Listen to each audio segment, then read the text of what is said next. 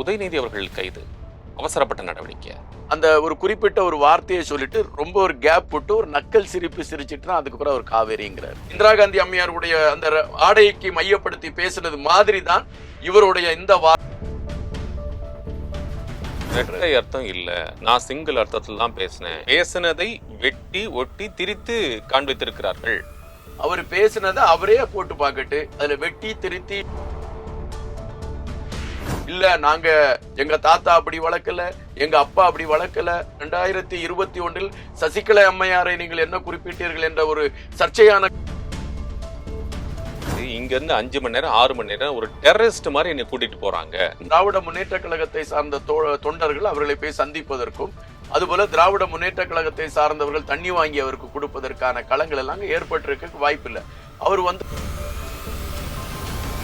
திரு ஸ்டாலின் கேட்கிறார், எங்க வழக்கு பதிங்கப்பட்டிருந்ததோ அந்த ஸ்டேஷன் கூட்டு போனாங்களா? இல்ல, செங்கிப்பட்டி காவல் நிலையத்தில் வைத்து விசாரிக்கப்பட்டிருக்கிறது. அப்படி என்றால் உள்நோக்கம் என்ன? திமுகவை சார்ந்தவர்கள் அந்த குறிப்பிட்ட காவல் நிலையத்தில் இந்த காவல் நிலையத்துக்கு தான் அழைத்துட்டு வருவாங்க. அவங்க திரண்டு நிக்கிறாங்க. அதாவது நம்ம இதை ஒரு பெருசா கொண்டு வரணும், அதை ஒரு விளம்பரப்படுத்தணும், அவங்க அதை திட்டமிட்டு பண்ணாங்க.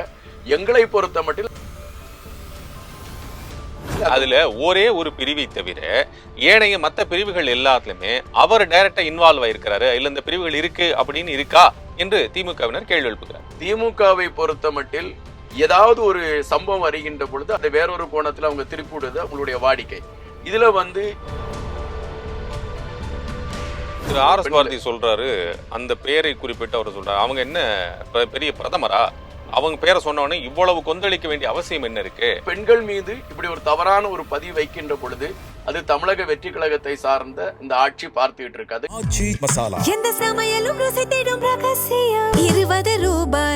வணக்கம் நேயர்களே, இன்றைய நமது சிறப்பு நேர்காணலில் தாவேகனுடைய மாநில செய்தி தொடர்பாளர் எழுத்தாளர் திரு இன்பா நம்முடைய இணைந்திருக்கிறார்கள். பேசுவோம். வணக்கம். வணக்கம்.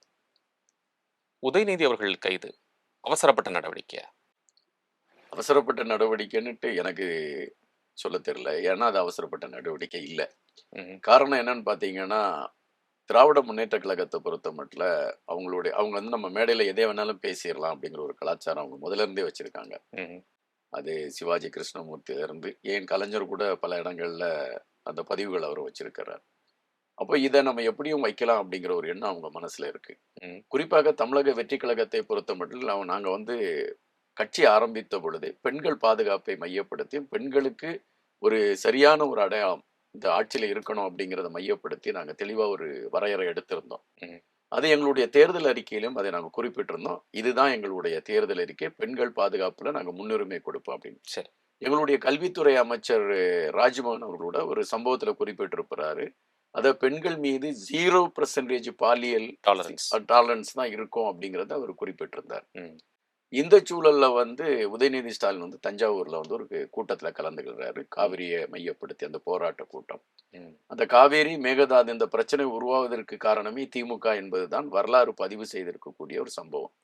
அதை நீங்க அவர் 5 அணை கட்டியிருக்காங்க, அதுக்கு பிறகு மேகதாது அணை, இது எல்லாத்திற்குமே மறைமுகமாக கலைஞர் கருணாநிதி அவர்களுடைய செயல்பாடு இருந்தது என்பதுதான் எல்லாருக்குமே தெரிஞ்ச ஒரு விடை. ஸோ நீங்கள் இப்போ காவிரி எடுத்து உங்களுக்கு ஒரு அரசியல் பண்ண வந்திருக்கீங்க. அது உங்களுடைய அரசியல் கட்சியை சார்ந்தது, நம்ம மறுப்பு சொல்ல முடியாது, அது அவங்களுடைய உரிமை. ஆனால் அங்கே மேடையிலே பேசுகின்ற பொழுது அவர் நான் சொல்றாரு, கீழே இருந்து ஒரு குரல் வந்துச்சு, நான் அதை கண்டினியூஷன் பண்ணி பேசிட்டேன் அப்படின்னு அவருடைய கருத்து இருக்கு. கீழே இருந்து ஒரு குறிப்பிட்ட ஒரு சகோதரியை மையப்படுத்திய ஒரு பேர் உச்சரிக்கப்படும் பொழுது ஒரு நாகரிகமான அரசியல் நடத்தக்கூடிய இந்த இடத்துல எதுக்குப்பா உங்களுடைய பேரை நீங்க சொல்றீங்க, அதெல்லாம் ஸ்டாப் பண்ணுங்க அப்படின்னு சொல்லிட்டு அவர் பேச ஆரம்பித்தால் அது ஒரு நாகரிகமான அரசியல். ஆனால் அதுல இரட்டை அர்த்தம் அதை பொதிந்த மாதிரி ஒரு கருத்தை இரட்டை அர்த்தம் இல்ல, நான் சிங்கிள் அர்த்தத்துல தான் பேசினேன். எங்களுடைய தாய் தந்தையர் என்னை அப்படி வளர்த்தல, எனக்கு ஒரு குழந்தை இருக்கு, பெண் குழந்தை இருக்கு, என்னோட ஒரு மனைவி இருக்கிறார்கள், நான் இந்த அர்த்தத்துல தான் சிங்கிள் மீனிங் தான் பேசினேன், காவேரி பத்தி தான் பேசுறேன்னு சொல்லி ஒரு கைதுக்கு பிறகாக அவர் பேட்டியில் சொல்லியிருந்தேன். இல்ல, அதுக்குதான் நான் இப்ப சொல்றேன்னா, அவங்க இரட்டை அர்த்தம் அவருடைய தந்தை தாயாரை அவங்களுடைய அதாவது தந்தை தாத்தாவை பத்தி எல்லாம் அவர் சொல்லியிருந்தாரு. அவங்களுடைய தாத்தா சட்டமன்றத்திலேயே ஒரு திராவிட நாடு எங்கே இருக்கிறது என்ற கேள்வி வைத்த பொழுது அவர் இரட்டை அர்த்தத்தில் சொன்ன கருத்துகள் தெரியும். அம்மையார் இந்திரா காந்தி அவருடைய உடலிலே இரத்தக்கரைகள் இருந்தபோது அதற்கு அவர் என்ன விளக்கம் கொடுத்தார் என்பதும் நமக்கு தெரியும். அதுபோலத்தான் அந்த தாத்தாவின் வழியில் வரக்கூடிய உதயநிதி ஸ்டாலின் அவர்கள் அந்த பேசியிருந்த களத்தை பார்த்தீங்கன்னா, அந்த ஒரு குறிப்பிட்ட ஒரு வார்த்தையை சொல்லிட்டு ரொம்ப ஒரு கேப் விட்டு ஒரு நக்கல் சிரிப்பு சிரிச்சிட்டு தான் அதுக்கப்புறம் அவர் காவேரிங்கிறார். ம். அப்போ திட்டமிட்டு அது இரட்டை வார்த்தையை தான் அவர் வச்சிருக்காரு. அதாவது அதுல 2 அர்த்தங்கள் வரக்கூடிய ஒரு வார்த்தையை தான் வச்சிருக்காரு. அதுவும் ஒரு குறிப்பிட்ட ஒரு பெண் சமூகத்தை மையப்படுத்தி ஒரு பொதுவான ஒரு வெளியில ஒரு எதிர்க்கட்சி தலைவர் பேசுகிறார் அப்படிங்கிறத வந்து ஏற்றுக்கொள்ள முடியாது. அதை வந்து சட்டத்தின் அடிப்படையில் தான் காவல்துறை, அதாவது தஞ்சாவூரில் இருக்கக்கூடிய மகளிர் அமைப்பு, அதாவது தமிழக வெற்றி கழகத்தை சார்ந்த மகளிர் அணியை சார்ந்தவர்கள் கொடுத்த அந்த புகாரின் அடிப்படையில் காவல்துறை அதிகாரிகள் எடுத்த நடவடிக்கை. இதுல வந்து எங்களுடைய கட்சிக்கோ, எங்களுடைய ஆட்சியில் இருக்கக்கூடிய எங்களுடைய உயர் தலைவர்களுக்கோ இதுல எந்த தொடர்பும் இல்லை. காவல்துறை அதிகாரிகள் அவரை விசாரணைக்கு அழைத்து கொண்டு சென்ற. காவல்துறையினர் வந்து இங்க இருந்து 5 மணி நேரம் 6 மணி நேரம் ஒரு டெரரிஸ்ட் மாதிரி என்னை கூட்டிட்டு போறாங்க ம். அப்படின்னு ஒரு குற்றச்சாட்டை திரு உதயநிதி வைக்கிறார். அப்ப அந்த அளவுக்கு கூட்டு போற அளவுக்கு என்ன தப்பு பண்ணிட்டான் என்கிற கேள்வி வருது. இல்ல இல்ல, இது வந்து ஒரு விசாரணை. தஞ்சாவூர்ல வழக்கு. தஞ்சாவூருக்கு விசாரணைக்கு அழைத்து போறோன்னுட்டு அதாவது அரசு வழக்கறிஞர் அத நீதிமன்றத்துல கூட அவர் பதிவு பண்ணியிருந்தாரு. அதாவது நாங்க விசாரணைக்காக கூட்டிட்டு போறோம். இப்போ வழக்கு வந்து தஞ்சாவூர்ல பதிவாயிருக்கு. தஞ்சாவூர்ல பதிவாயிருக்கக்கூடிய வழக்குக்கு தஞ்சாவூர் காவல்துறையை சார்ந்தவர்கள் வந்து அவரை வந்து அழைத்து விசாரணைக்கு கூட்டிட்டு போறாங்க. விசாரணை முடித்தவரை அவரை அனுப்பி விடுறாங்க. இதுல அவரை டெரரிஸ்டா கூட்டிட்டு போயிருந்தால் வழியில வந்து திராவிட முன்னேற்ற கழகத்தை சார்ந்த தொண்டர்கள் அவர்களை போய் சந்திப்பதற்கும், அதுபோல திராவிட முன்னேற்ற கழகத்தை சார்ந்தவர்கள் தண்ணி வாங்கி அவருக்கு கொடுப்பதற்கான களங்கள் எல்லாம் ஏற்பட்டிருக்க வாய்ப்பில்லை. அவர் வந்து பத்திரிகையாளர்களை சந்தித்து அவர்களிடம் அந்த பேட்டி கொடுக்கக்கூடிய களங்கள் கூட அங்கே எடுப்பதற்கான ஒரு களத்தை உருவாக்கி கொடுத்திருக்கிறோம். அப்ப டெரரிஸ்டா நாங்க அவரை கூட்டிட்டு போயிருந்தா இது எல்லாமே தடுக்கப்பட்டிருக்கும். எனக்கு தேவையானதை செய்யல. நாம வந்து இங்கிருந்து அவ்வளவு மணி நேரம் கூட்டு போறதுக்கான தேவை என்ன இருக்கிறது? திரு ஸ்டாலின் கேட்கிறாரு, நீங்க விசாரிக்கிறதுன்னா இங்க சென்னையில வச்சே விசாரிக்க வேண்டியதானே? இது என்ன அங்க கூட்டு போய் விசாரிக்க வேண்டிய தேவை இருக்கு. சரி அப்படின்னாலும் எங்க வழக்கு பதிங்கப்பட்டிருக்கிறதோ அந்த ஸ்டேஷன் கூட்டு போனாங்களா? இல்ல. செங்கிப்பட்டி காவல் நிலையத்தில் வைத்து விசாரிக்கப்பட்டிருக்கிறது. அப்படி என்றால் உள்நோக்கம் என்ன? இதுல உள்நோக்கம் எல்லாம் கிடையாது. உள்நோக்கம்னா இப்ப நேத்து நைட் வர வச்சுட்டு இன்னைக்கு காலையில நாங்க விசாரணை பண்ணி நீங்க பட்ஜெட் கூட்டத்துக்கு வரக்கூடாதுன்னு தடுத்திருந்தா அது உள்நோக்கம். ம். உங்கள வந்து அதாவது அங்க திமுகவை சார்ந்தவர்கள் அந்த குறிப்பிட்ட காவல் நிலையத்து இந்த காவல் நிலையத்துக்கு தான் அழைத்துட்டு வருவாங்க வச்சுமே அவங்க திரண்டு நிக்கிறாங்க. அங்க இவரை கூட்டிட்டு போறது வந்து பாதுகாப்புக்கு பெரிய சிக்கலா இருக்குன்னு ஒரு சூழல் வருது. அப்ப அருகாமையில் இருக்கக்கூடிய காவல் நிலையத்தை நம்ம அதை எடுத்துக்கலாங்கிற ஒரு களத்துல தான் அது எடுக்கப்பட்டுச்சு. ஏன்னா திமுகவை பொறுத்த மட்டில் இதை வச்சு ஒரு அரசியல் பண்ணணும்னு அவங்க நினைச்சாங்க. இதுவரை அதாவது உதயநிதி ஸ்டாலின் தஞ்சாவூருக்கு போயிருக்காரு, வேற களங்களுக்கெல்லாம் போயிருக்காரு. அப்பெல்லாம் திராவிட முன்னேற்ற கழகத்தை சார்ந்தவர்கள் ஒவ்வொரு இடத்துலயும் இவ்வளவு வரவேற்பு கொடுத்தாங்கன்னா இல்ல. ம். அப்ப வந்து இவரை வந்து விசாரணைக்கு தான் அழைச்சிட்டு போறாங்க அப்படின்னோடனே அது திட்டமிட்டு அவங்க எல்லாருமே பரப்பப்பட்டு நீங்க வந்துருங்க கூடிருங்க. கட்சித் தலைவர் கூட உங்க கட்சித் தலைவரை கைது பண்ணும்போதோ, அல்லது இந்த மாரி அரெஸ்ட் பண்ணி வேற இடத்துக்கு விசாரணைக்கு கூட்டு போம்போதோ, அந்த கட்சியினுடைய தொண்டர்கள் திரளுது என்பது எதார்த்தமான ஒரு விஷயம் தானே. கலைஞர் கருணாநிதி அவர்களை கைது செய்து கொண்டு போய் ஜெயலலிதா அம்மையார் சிறையில் வைத்த பொழுது திமுக தொண்டர்கள் திரண்டு வந்து பெரிய ஆர்ப்பாட்டத்தை செய்துட்டாங்களா? இல்லையே. மு க உதயநிதி ஸ்டாலினுடைய அப்பா மு.க. ஸ்டாலின் அவங்கள வந்து சட்டசபையில சட்டையெல்லாம் கிழிச்சு அனுப்பிட்டாங்க. உடனே திமுகவை சார்ந்தவர்கள் திரண்டு வந்து சட்டசபைக்கு நேர எதிர போய் போராட்டம் நடத்தினாங்களா? இல்லையே. அமைதியாகத்தானே அப்பெல்லாம் இருந்தாங்க. அப்பெல்லாம் அப்ப திமுகல இருந்தவங்களுக்கு இதே வீரமும் இதே உணர்ச்சியும் இல்லாம தானே இருந்துச்சு. இது திட்டமிட்டு அவங்க வந்து இது உருவாக்குனாங்க. அதாவது நம்ம இதை வந்து ஒரு பெருசா கொண்டு வரணும், அதை ஒரு விளம்பரப்படுத்தணும்னு அவங்க அதை திட்டமிட்டு பண்ணாங்க. எங்களை பொறுத்த மட்டில் நாங்க மிக தெளிவாக இருக்கிறோம். அதாவது இது அரசியல் ரீதியான நகர்வு கிடையாது.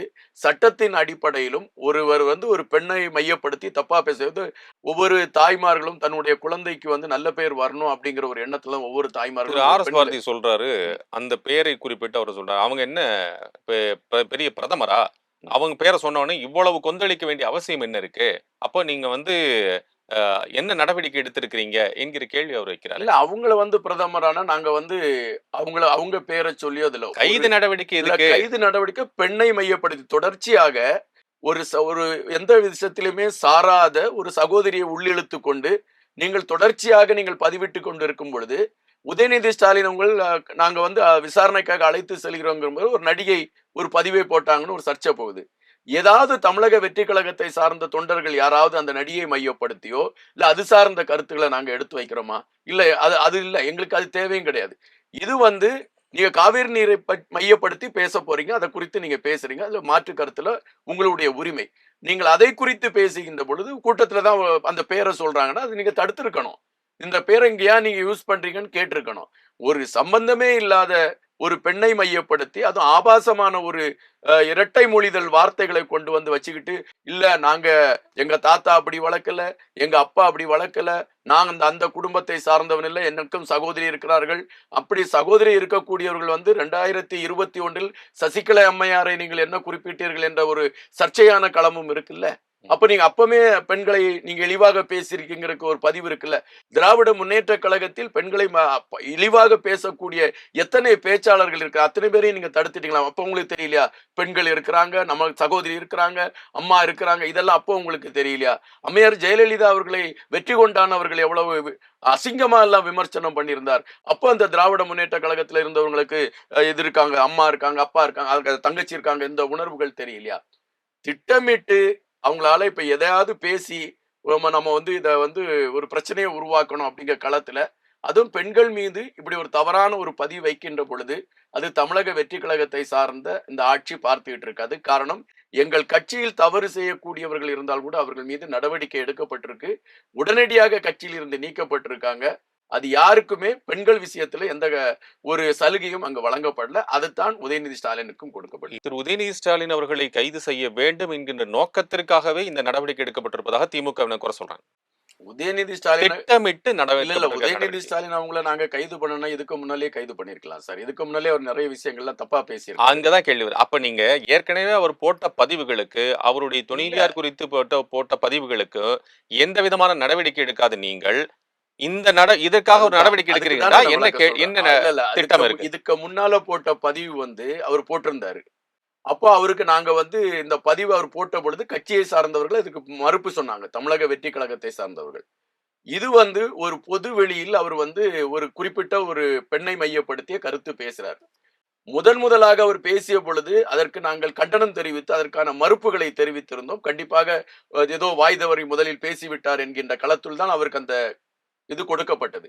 ஆனால் அவர் தொடர்ச்சியாக அதை செய்கின்ற பொழுது அது சட்டத்தின் அடிப்படையில் அவர் மீது புகார் கொடுக்கப்பட்டு விட்டது. புகார் கொடுக்கப்பட்ட அந்த சூழலில் அவர் மீது நடவடிக்கை எடுக்க வேண்டியது கட்டாயம் என்கின்ற ஒரு சூழல் வருகின்ற பொழுதுதான் காவல்துறை அவர் மீது நடவடிக்கை எடுக்கிறது. அதன் அடிப்படையில் தான் அவரை விசாரணைக்கு தான் கூட்டிட்டு போனாங்க. அவரை கைது செய்து அழைத்துட்டு போல விசாரணை கூட்டிட்டு போனாங்க. அவர் மீது ஒரு 9 பிரிவுகளில் வழக்கு பதிவு செய்து எஃப்ஐஆர் ஃபைல் பண்ணிருக்காங்க. அந்த 9 பிரிவுகள்ல எந்த பிரிவு வந்து டைரக்டா அவர் மேல நீங்க அக்யூஸ் பண்றதுக்கான பிரிவு இருக்குன்னு சொல்லி நீங்க சொல்லுங்க. 9 பிரிவுகள். அதுல ஒரே ஒரு பிரிவை தவிர ஏனைய மத்த பிரிவுகள் எல்லாத்துலயுமே அவர் டைரக்டா இன்வால்வ் ஆயிருக்கிறாரு. இல்ல இந்த பிரிவுகள் இருக்கு அப்படின்னு இருக்கா என்று திமுகவினர் கேள்வி எழுப்புகிறார். இல்ல திமுகவை பொறுத்த மட்டும் அவரு உதயநிதி ஸ்டாலினே இப்ப சொல்லியிருந்தாரு. அது என்னுடைய அந்த பேச்சை வந்து வேற கோணத்துல திசை திருப்பிட்டாங்க அப்படின்னு. திமுகவை பொறுத்த மட்டில் ஏதாவது ஒரு சம்பவம் வருகின்ற பொழுது அதை வேறொரு கோணத்துல அவங்க திருப்பி விடுறது அவங்களுடைய வாடிக்கை. இதுல வந்து அந்த 9 பிரிவின் கீழ் அவர் மீது வழக்கு பதிவு செய்யப்பட்டிருக்கு. இந்த 9 பிரிவுகளையுமே அந்த காவல்துறை அதிகாரிகள் உதயநிதி ஸ்டாலினிடம் விளக்கமாக சொல்லி இருக்கிறார்கள் விசாரணையின் அடிப்படையில். அப்பொழுது அவருக்கு மீது எதற்காக இந்த வழக்குகள் இந்த பிரிவுகள் உங்கள் மீது சுமத்தப்பட்டு இருக்கிறது என்பதை எல்லாம் அவரிடம் சொல்லிதான் அந்த களம் எடுக்கப்பட்டிருக்கு. எனவே அவருக்கு அதை பத்தி எல்லாமே தெரியும். அவர் அதுக்கு பின்னால என்னென்ன செஞ்சிருக்காருன்னு கூட அவருக்கு தெரிஞ்சிருக்க வாய்ப்பு இருக்கு. இதுல வந்து அரசு சார்பில் போய் இவர் மீது இவ்வளவு நீங்க வழக்கு பிரிவுகளை பதிவு செய்யுங்க அப்படிங்கிற எந்த களமும் அரசு சார்பில் எடுக்கப்படல. இது காவல்துறை எடுத்திருக்கக்கூடிய நடவடிக்கை. ஒரு சராசரியா இப்ப நான் அதே தவறு செய்திருந்தால் காவல்துறை என்ன நடவடிக்கை எடுக்குமோ அந்த நடவடிக்கை இப்பொழுது பேசினதை வெட்டி ஒட்டி திரித்து காண்பித்திருக்கிறார்கள். அவர் பேசினதை அவரே போட்டு பார்க்கட்டு. அதுல வெட்டி திருத்தி ஒட்டி இல்ல. நானே அந்த காணொலியை வந்து ஒரு 7-8 தடவை பார்த்துட்டேன். அவருடைய முழு பேச்சையும் நான் பார்த்துட்டேன். அந்த முழு பேச்சிலையுமே அவர் வந்து காவிரி நீரை மையப்படுத்தி பேச ஆரம்பிக்கிறாரு.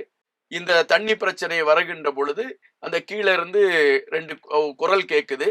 குரல் கேட்ட உடனே அவரு அங்க அந்த தண்ணி கிடைப்பதற்கு அந்த ஒரு வார்த்தையை சொல்லிக்கிட்டு அது நிறுத்துறாரு. நிறுத்தி ஒரு சிரிச்சிட்டு நான் காவேரியை சொன்னோம்பா அப்படிங்கிற அந்த வார்த்தை சொல்லுகின்ற பொழுது அப்ப அது என்ன அர்த்தத்தில் புரியப்படும்?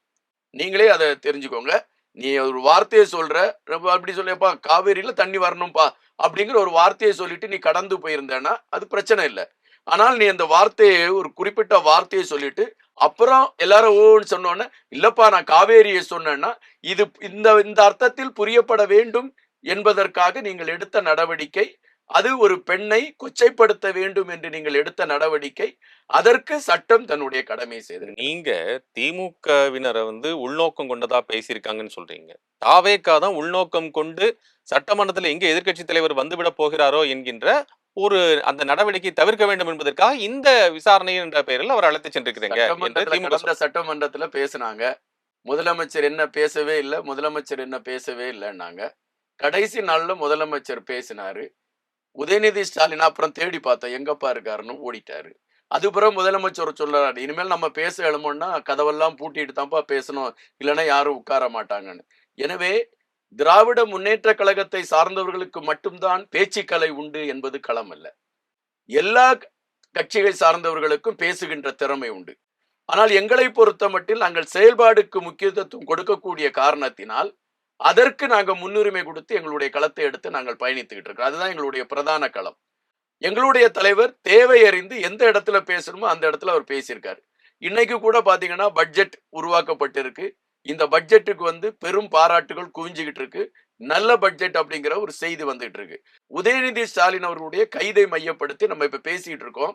அந்த கைது நடவடிக்கை நடந்து முடிஞ்ச மறு நிமிடமே, நீங்க நம்புறேன்னா நம்புங்க, நிறைய பேர் எனக்கு தொலைபேசியில் அழைத்தாங்க பெண்கள். அவர்கள் சொன்னாங்க சரியான முடிவு. இனி தமிழகத்துல வந்து யாராவது பெண்களை குறித்து தப்பா பேசணும்னா யோசித்து தான் பேசுவாங்க. முதலமைச்சர் மிக தைரியமாக இந்த முடிவை எடுத்திருக்கிறார் அப்படின்னு மக்கள் பாராட்டக்கூடிய களம் இருக்கு. அதை திமுக காரங்க அதை தெரிஞ்சு அதை புரிஞ்சுக்கிட்டா நல்லது. ஏன்னா நம்ம எது வேணாலும் பேசலாம் அப்படிங்கிறது ஒரு காலகட்டம் இருந்துச்சு. மக்கள் அதை ரசிச்சாங்க. ஓ, திமுகனா இப்படி பேசுவாங்க. அதாவது நீங்க பாத்தீங்கன்னா தீப்பொறி ஆறுமுகம் அவருடைய பேச்சை கேட்கறதுக்கு கூடி வருவாங்க. நிறைய பேர் இளைஞர்கள் கூடுவாங்க. எதுக்கு கூடுவாங்கன்னா அவர் இரட்டை மொழிதல் ஆபாசத்துல பேசுவார். அதை கேட்கறதுக்காக கூடினாங்க. ஆனால் ஒரு காலகட்டத்திற்கு பிறகு விஞ்ஞான வளர்ச்சி, சமூக வலைதளங்கள் வளர்ந்துருச்சு. நான் இப்போ ஒரு தவறான ஒரு பதிவை போட்டா கூட நான் இங்க இருந்து எழும்பி போறதுக்குள்ள ஊடகங்களால் பிரதானமா பரவிடும். இதுதான் களம். அப்ப எல்லாருமே ஒரு நாவடக்கத்தோடு நம்ம கூட இப்ப வந்து பெண்கள் எல்லாமே, அதாவது ஒரு காலகட்டத்துல நம்ம அடிமைப்படுத்தி வச்சிருந்தோம். இன்னைக்கு அவங்க எல்லா துறையிலுமே வளர்ச்சி அடைஞ்சிட்டாங்க. ஆணுக்கு இணையாக அவங்களுடைய வளர்ச்சி எல்லா இடத்துலயுமே வந்துருச்சு. அப்படிப்பட்ட சூழல்ல நமக்கு என்ன அங்கீகாரம் இந்த உலகத்துல இருக்கோ அதே அங்கீகாரம் அவங்களுக்கு இருக்கு. அந்த சூழல்ல மனசுல வச்சுக்கிட்டு ஒரு எதிர்க்கட்சி தலைவர் அந்த பெண்ணை நம்ம ஏன் கொச்சப்படுத்தணும், அந்த பெண்ணை பற்றி நம்ம ஏன் பேசணும்? கொச்சைப்படுத்தி பேசவே இல்லைன்னு சொல்ல நீங்க மீண்டும் மீண்டும் இல்ல இல்ல, அவர் பேசினார் சார். அது வந்து அவர் பேசல அப்படின்னா அதுக்கு ஒரு உதாரணம் சொல்லலாம். கலைஞர் கருணாநிதி அவர்கள் இந்திரா காந்தி அம்மையாருடைய அந்த ஆடைக்கு மையப்படுத்தி பேசினது மாதிரி தான் இவருடைய இந்த வார்த்தையும் இருந்தது. அந்த தாத்தா வழியில் அவருடைய வார்த்தையும் இருந்தது. அதனால்தான் சட்டம் தன்னுடைய கடமையை செஞ்சிருக்கு சார். இதுல வந்து அவர் பேசலன்னு வந்து இந்த பொய் மழுப்பு அவர் சொல்லக்கூடாது. தவறு, ஒரு வார்த்தை தவறா எல்லா மனிதர்களுக்கும் வரக்கூடிய இயற்கை. இப்ப நான் கூட பேசுறேன், திடீர்னு ஒரு வார்த்தையில உதயநிதி ஸ்டாலின் நீன்னு கூட நான் பேசிடலாம். அது அவர் ஒரு அரசியல் தலைவர். நான் நீன்னு பேசுறதுக்கு எங்க கட்சியில எனக்கு அனுமதி கிடையாது. நீங்க ஒரு மரியாதையோட தான் பேசணும்னு எங்களுக்கு ஒரு சொல்லியிருக்காங்க. நீங்க எப்படி எந்த கருத்தியல் பேசுவதாக இருந்தாலும் அந்த எதிரில் இருக்கக்கூடிய தலைவர்களுக்கு நீங்கள் மரியாதையோடு தான் பேசணும் சொல்லியிருக்காங்க. நான் ஒருவேளை உணர்ச்சி வசப்பட்டு நீன்னு சொல்லிட்டேன்னு வச்சோம்னா கண்டிப்பா நான் பகிரங்கமா மன்னிப்பு கேட்பேன். தெரியாம அந்த வார்த்தை வந்துருச்சு, மன்னிச்சுக்கோங்க அப்படின்னு கேட்பேன். அதே மாதிரி அவரு சொல்லிட்டாரு. அந்த இடத்துல ஏதோ நான் ஒரு நாக்கு பிறண்டுட்டுச்சு, தவறா நடந்து போச்சு அப்படின்னு ஒரு வார்த்தை சொல்லியிருந்தாருன்னு இந்த பிரச்சனையே இல்ல சார். அதோட அது போயிருக்கும்ல. அதற்காக நேற்று முழுவதும் இவ்வளவு பெரிய ஒரு போராட்டம், ஒரு பிரச்சனை வந்து சொல்லிட்டு நைட்டே வந்து திரு புசி ஆனந்த் அவர்கள் அதுக்கான உத்தரவை பிறப்பிக்கிறாக ஒரு செய்தி வருகிறது. உத்தரவு பிறப்பித்தார். நாளைக்கு காலையில நீங்க எல்லா மாநிலம் முழுவதும் இருக்கக்கூடியவர்கள் வந்து தாவேக்காவுடைய தொண்டர்கள் ஆர்ப்பாட்டம் பண்ணணும் அப்படின்னு சொல்லி அவர் உத்தரவு பிறப்பிச்சிருக்கிறாரு. அமைப்பை சார்ந்தவர்கள் வந்து எல்லாருமே நாங்க போராட்டம் நடத்துவோம் அப்படின்னு சொல்லிட்டாங்க. இதுதான் நிஜம். அவங்க மகளிர் அமைப்பை சார்ந்தவர்கள் நாங்கள் போராட்டத்துக்கு போறோம், போராட்டம் ஏன்னா எங்களை குளித்து இப்படி பேசுற அண்ணன் வந்து சொல்லியிருக்கிறாரு. முதல்வர் அண்ணன் தான் தமிழக வெற்றி கழகத்துல பெரும்பாலான சகோதரிகள் சொல்றாங்க. எங்க அண்ணன் வந்து சொல்லியிருக்கா எங்களுக்கு பாதுகாப்பு, இந்த மண்ணில் வந்து பெண்களுக்கான அங்கீகாரம் கிடைக்கும்னு சொல்லியிருக்காரு. அப்படிப்பட்ட சூழல்ல ஒரு பெண் சகோதரியை இவ்வளவு இழிவா பேசியிருக்கச்சமே நாங்க அதை பார்த்துக்கிட்டு இருக்க முடியும். நாங்க போராடுவோம் அப்படிங்கச்சமே அதுக்கு அங்கீகாரம் கொடுப்பது வந்து கடமை. இன்னொன்னு வந்து அவர் வந்து பேசி நான் இதை இப்படி பேசிட்டேன் அப்படிங்கிறதுக்கு அவர் இதுவரை வருத்தம் தெரிவிக்கல. அது என்ன திருச்சி சொன்னாங்க, உரிச்சி சொன்னாங்க, அவரே இது போட்டு பார்க்கட்டுங்க. அவரே ஒரு கட்டத்துல அவர் அழகா உட்கார்ந்து அவர் போட்டு பார்க்கட்டும். அதாவது நீங்க வந்து எது வேணாலும் பேசலாம் சார். நீங்க எங்களுடைய பொதுச் செயலாளர் புசி ஆனந்த் அவங்க வந்து இப்படி சொன்னா இத ஒரு அறிவிப்பை கொடுத்தாரு. அது அவருடைய அறிவிப்பே கிடையாது. மக்கள் எங்களுடைய தொண்டர்களுடைய எதிர்பார்ப்பது. ஏன்னா எங்க கட்சியை சார்ந்த எங்கள் முதல்வரை கொச்சைப்படுத்துகிறாரு, அதை கூட நாங்கள் பொறுத்து கொண்டு போகிறோம். ஆனால் எங்களுடைய ஆட்சியில் பெண்களுக்கு பாதுகாப்பு வேண்டும் என்கின்ற நிலைப்பாட்டில் உறுதியா இருக்கக்கூடிய ஆட்சியில பெண்களை மையப்படுத்தி இவர் தொடர்ச்சியாக பேசிக்கிட்டு இருக்கிறார். இதுக்கு நம்ம ஒரு முடிவு கட்டணும் அப்படின்னு தொண்டர்கள் எல்லாருமே திரண்டாங்க. இதுதான் உண்மை. இதுதான் நடந்ததும். அது இப்போ அவர் வேற ஏதாவது பேசிட்டு இருப்பாரு. அவருக்கும் அரசியல் பண்ணணும். எங்களை எதிர்த்து தான் அவரால் இப்போ அரசியல் பண்ண முடியும். ஆனா அதிமுக இல்ல. எங்களை எதிர்த்து தான் அரசியல் பண்ண முடியும். அவர் அதுக்கான களங்களை எடுத்து பேசிட்டு இருக்கிறாரு. ஆனால் கண்டிப்பாக அவர் வீட்டுல உட்கார்ந்து தனியா யோசித்தாருன்னா, ஆமா நம்ம தப்பா தான் பேசியிருக்கோம் அப்படின்னு அவருடைய மனசாட்சிக்கே தெரியும் சார். நான் அது அவருடைய சாய்ஸுக்கே விட்டுறேன். அவருடைய மனசாட்சிக்கு அது தெரியும் சார். இந்த நடவடிக்கைகள் முற்றிலுமாக சட்ட ரீதியாக இருக்கு அப்படின்னு நீங்க சொல்லியிருக்கீங்க. பொதுமக்கள் பார்வைக்கு கொடுத்துடலாம். நேரம் கொடுத்து உங்களுடைய கருத்துக்களை பகிர்ந்து கொண்டீர்கள். மிக்க நன்றி. ரொம்ப நன்றி. ஆச்சி மசாலா. எந்த சமையலும் ருசி தேடும் ரகசியம் 20 ரூபாய்.